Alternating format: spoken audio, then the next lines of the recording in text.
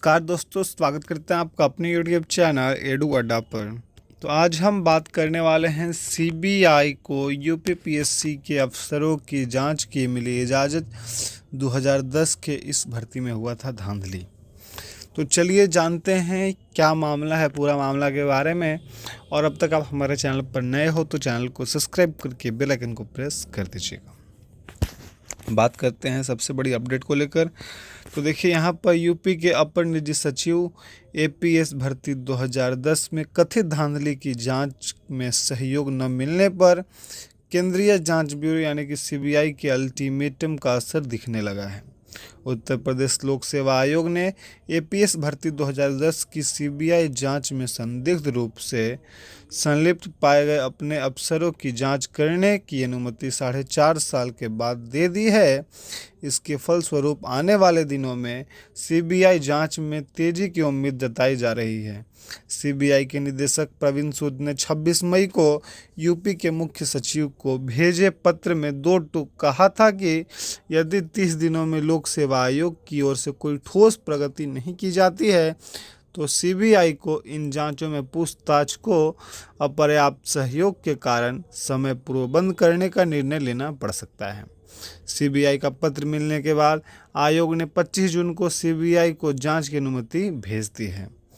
अब आगे इसी में बात करते हैं कि आयोग की तरफ से उक्त स्वीकृति जारी करने का मामला गोपनीय रखा गया था, लेकिन सीबीआई जांच में दोषी मिले अफसरों की ओर से हाईकोर्ट में दाखिल याचिका में आयोग की ओर से दाखिल काउंटर एफिडेविट में इस बात का खुलासा किया गया है कि प्रतियोगी छात्र संघर्ष समिति के मीडिया प्रभारी प्रशांत पांडे ने मांग की है कि जांच के दायरे में शामिल अभियुक्तों के खिलाफ नामजद मुकदमा दर्ज होने के साथ साथ उनकी गिरफ्तारी भी होनी चाहिए, जिससे इस भ्रष्टाचार में शामिल सभी चेहरे बेनकाब हो सकें। अब यहाँ पर बात कर लेते हैं। सरकार ने 2018 में सीबीआई जांच की संस्तुति की थी। चलिए जानते हैं क्या बात था उसमें।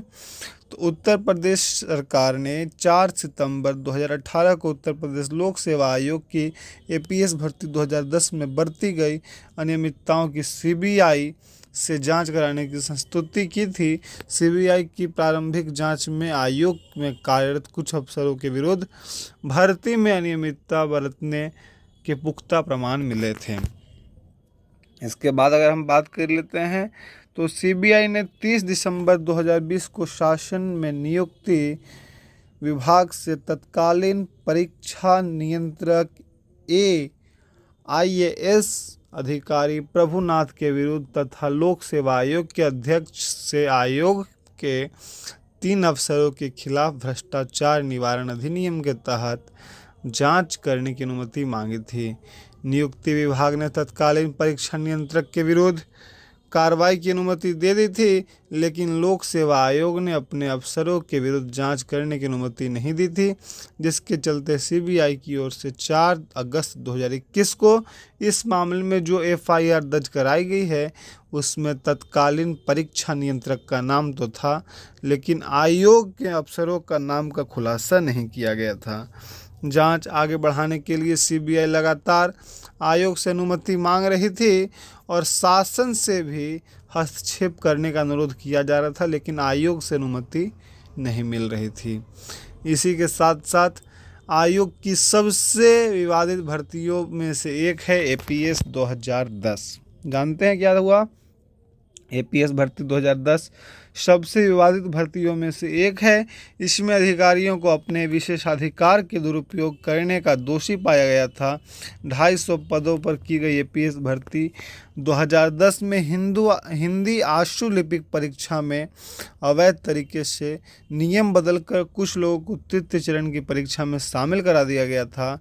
समय सीमा बीतने के बावजूद चुनिंदा अभ्यर्थियों के कंप्यूटर प्रमाण पत्र जमा कराए, जिसमें से कुछ के प्रमाण पत्र फर्जी भी थे। आयोग के विशेषज्ञों ने हिंदी आशुलिपिक और हिंदी टाइप टेस्ट की आंसर शीट का मूल्यांकन और शनिरीक्षा यानी कि स्क्रूटनी भी सही तरीके से नहीं की थी। आंसर शीट के मूल्यांकन में लापरवाही बरती गई और अंकों को घटा व बढ़ाकर चुनिंदा लोगों को अनुचित लाभ देते हुए मेरिट लिस्ट में शामिल कर लिया गया था। इसके चलते कुछ योग्य अभ्यर्थी मेरिट लिस्ट से बाहर हो गए और अयोग्य का चयन हो गया। तो यह बहुत गलत था जो कि एपीएस भर्ती में हुआ था। तो अगर आपको यह जानकारी अच्छी लगी हो तो हमारे चैनल को सब्सक्राइब करने के साथ साथ बेल आइकन को प्रेस कर दीजिएगा। मिलते हैं फिर किसी वीडियो के साथ में, तब तक के लिए जय हिंद।